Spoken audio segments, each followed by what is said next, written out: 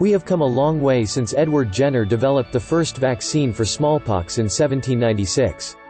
Today's vaccines are safe and effective and save millions of lives every year. More than 100 vaccines are currently in use around the world. They help protect people from diseases like polio, measles, rubella, and of course the coronavirus. We know that vaccines protect us, but you may not know how they work. Before this brief video is over, we'll explain what a vaccine is and what they are made of. Then we'll explain the immune system and whether or not vaccines are safe. Finally, a summary to bring it all together. So, let's start by explaining what a vaccine is. Vaccines are like soldiers standing guard over your immune system.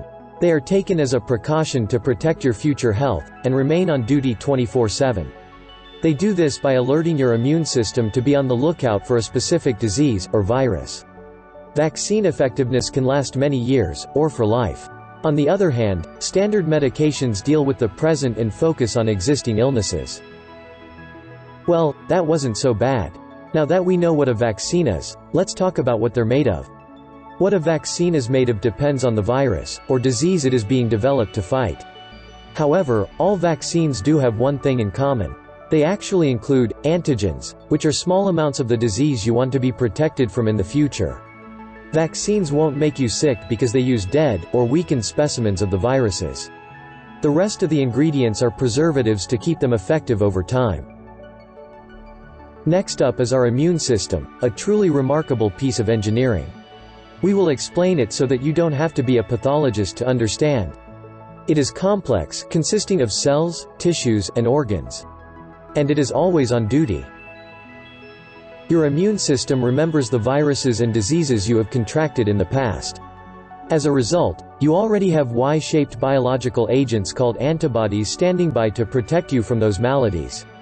But, your immune system is not able to produce antibodies to combat a new potential threat. This is where vaccines come in. Vaccines inject our immune system with antigens so that antibodies are created to combat the new virus should you get infected. The cells you see here are magnifications of the coronavirus.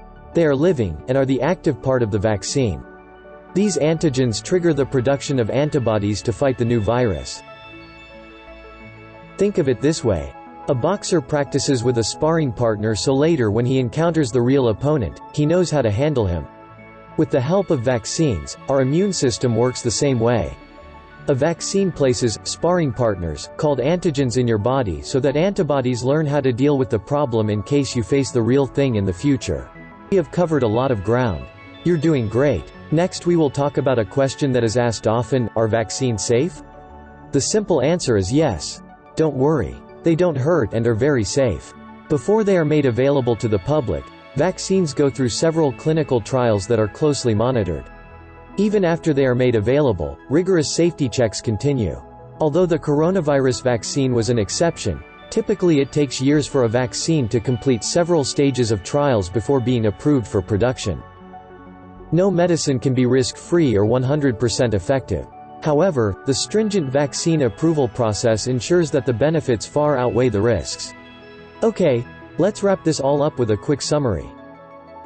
First, our immune system already has antibodies to attack antigens we have battled before. A vaccine triggers our immune system to fight viruses that are new. Second, when antibodies attack antigens, the result is an immune response that gives us immunity to the new virus. Lastly, vaccines must pass extensive clinical trials before they are released to the public. I said we would be done in a few minutes, and we did it. You know more about vaccines now than you did. As mentioned earlier, the topics we explain are often more complicated and technical than the basics we cover. If you want to dig deeper into the science of vaccines, see the link below.